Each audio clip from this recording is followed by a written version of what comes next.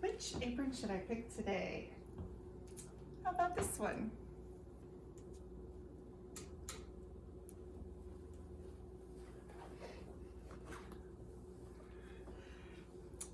Welcome to Recipe to Plate. So let's get started. You can make your own pie crust. For today, I bought a store-bought pie crust, and I'm gonna make 4 hand pies out of one half of, the box comes with 2, so we're just using 1 and we'll cut it in 4 pieces.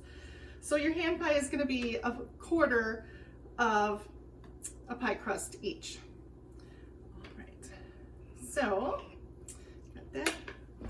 Now, one of the great things about this is there are no rules. You can make whatever filling you want, your favorite flavors, or let your imagination run wild and come up with some new stuff. So I'm going to start here today with a traditional apple pie type filling. I've chopped apples and walnuts, and I put pie spice in here. And you could just as easily, so I have pie spice that comes in a jar. You could just as easily just sprinkle some cinnamon sugar or buy a pre-made cinnamon and sugar. So it's just apples, nuts, and pie spice here. And you want to chop your apples nice and small instead of using large slices, because as this cooks, the apples will shrink down and you won't be able to fit many large slices in here. And once it shrinks down, you'll have a pretty skimpy pie. So I chop mine into very small pieces. And then once you get your filling in there, you're just gonna take some milk, and you can just use your finger or use a pastry brush, whatever you have. I'm using my finger here. You just wanna wet the edges.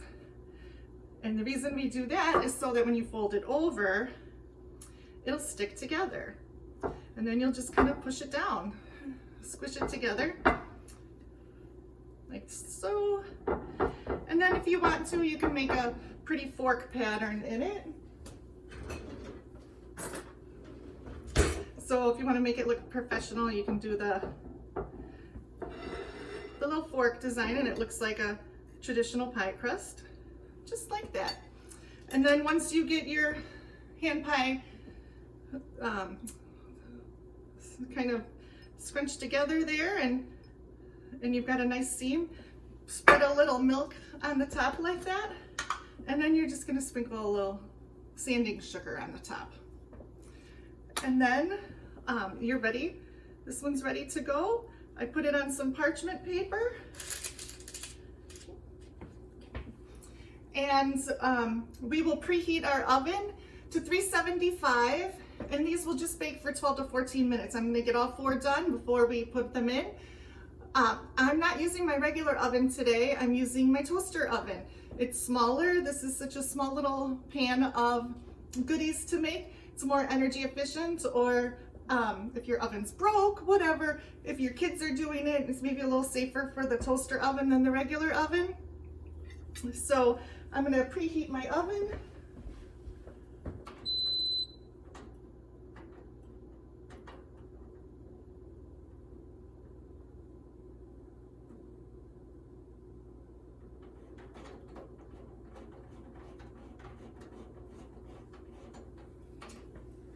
All right, that's preheating. Okay, on to the next one. So my next flavor that I've come up with is a cherry almond. And for this one, I've put, I had some dried tart cherries, so I just soaked them. You can soak them in cherry juice or water to reconstitute them. I don't really recommend putting the actual dried cherries or craisins or anything like that in there, because they're baked for such a short time, they don't have time to soak up any of that liquid, and they are still kind of crunchy, and it's like you're eating a piece of dried fruit in the pie. So I reconstituted mine first and mixed it with just a little bit of cherry jam, and then put almond paste in here because I wanted a nice intense almond flavor on this one. So I used almond paste. So we'll go ahead and spread that in there. And again, we don't want a skimpy skimpy pie, so I put as much in there as I can fit.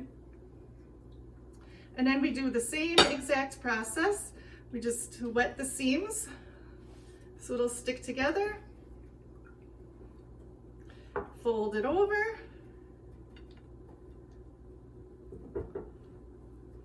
Like so. Doesn't have to be pretty, as you can see. Mine's a little sloppy. And then you want to make your little fork mark.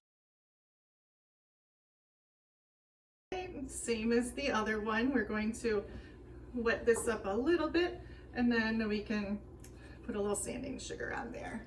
And this one's ready for the pan as well. So we've got 2 pies down, 2 to go. So what did I come up with for my third flavor? Well, I used a orange marmalade with elderflower, and then I mixed in some almonds. So I just chopped some almonds to put in here.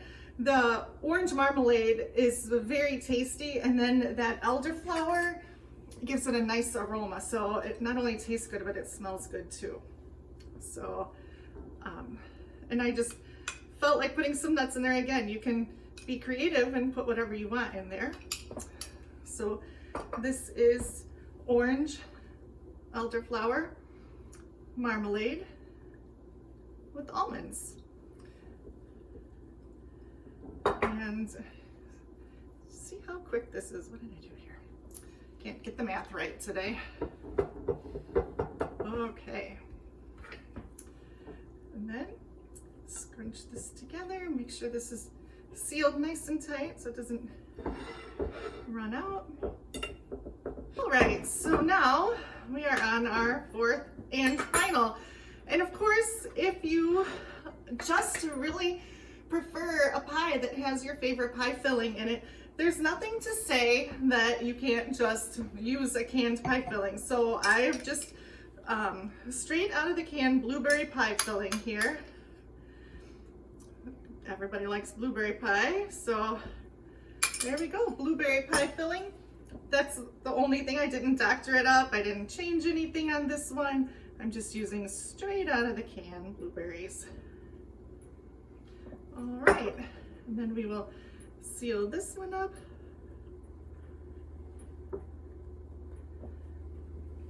Okay.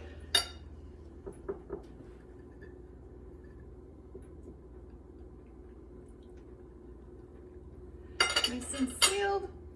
And again, we want to make a nice shiny top with a little dusting sugar. So you put some milk there.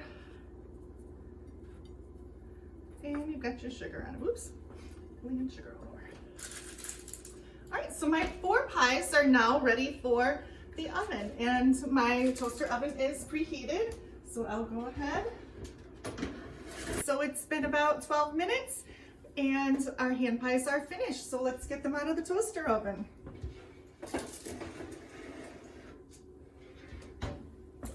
And here we go.